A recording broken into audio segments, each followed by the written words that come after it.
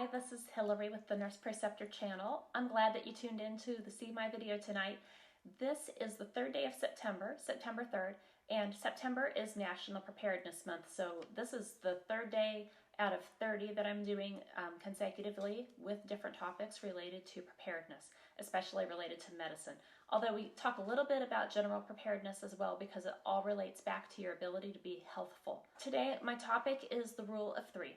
And the rule of three, if you're not familiar with it, it's not the same thing as bad things happen in threes. The rule of three is really a mnemonic when it comes to survival, where it gives you an easy to remember and a little bit overly simplistic way of remembering basically how long you have if you happen to be faced with a worst case scenario situation. What it tells you is about how long you have in order to turn a situation around before you're basically going to be facing your ultimate demise. Just one thing I want to remind you, there is a great deal of variation from one person to another. This is kind of like probably the midpoint at which people would find it very difficult to survive if certain elements and things are missing from their environment. People who are in really good shape, people who are well conditioned and resilient and have a lot of good reserves in their body might be able to survive longer. People who are really frail, fragile, chronically ill,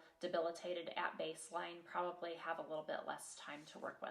3 minutes is how long you can live without oxygen. If you are caught in a situation where you don't have air or don't have oxygen, you have approximately 3 minutes to do something to turn that around, or honestly, you'll be unconscious before you die. So when would you find yourself in a situation like that?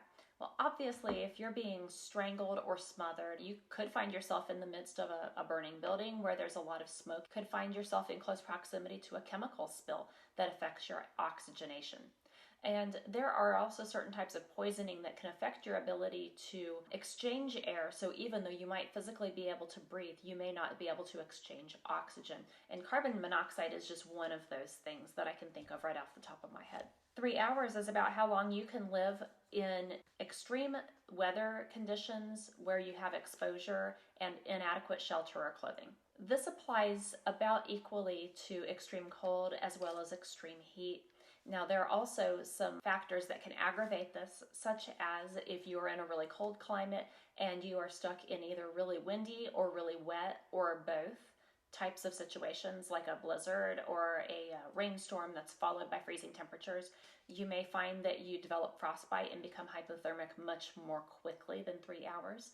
Same if you are stuck in really hot circumstances. If you're out in the desert, if you go on a very, very long walk and you don't have enough water with you, especially if it's really hot and you have a lot of direct sunlight, it can make it very easy to become hyperthermic and start going into heat stroke. You have about 3 days to survive without water, and I just want to say this water needs to be potable water. It needs to be clean, because there are a lot of water sources that you can find, like out in the woods or out in nature, that have different bacteria in them, or protozoa or amoebas, and some of these things can cause severe diarrhea if they are ingested, which is only going to make your dehydration worse. 3 days without sleep won't necessarily kill you, but 3 days without sleep is certainly enough to make you start having mental status changes where your mental acuity is much less and your reaction time is blunted, almost as though you were intoxicated. In a direct way, this could affect your ability to care for yourself and others, and it might make you more susceptible to predators or accidents in the meantime, and that could affect your survival as well. You can live approximately 3 weeks without food, and again, this very much depends on what your body makeup is like at baseline going into those 3 weeks. At first, you use up the carbohydrates that you have stored in your liver and your muscle cells, and you have about 18 hours worth of that. At that point, your body starts to metabolize fats. And once the fat is broken down, then you get into protein metabolism. And that's the point where you start seeing organ dysfunction, because all your organs are also made of proteins, and anything's fair game if your body is trying to survive. So that may give you some ideas as far as things that you really want to think about prioritizing as you are working through the process of trying to ready yourself, trying to harden your reserves a little bit and prepare for, just any kind of contingency that might come up.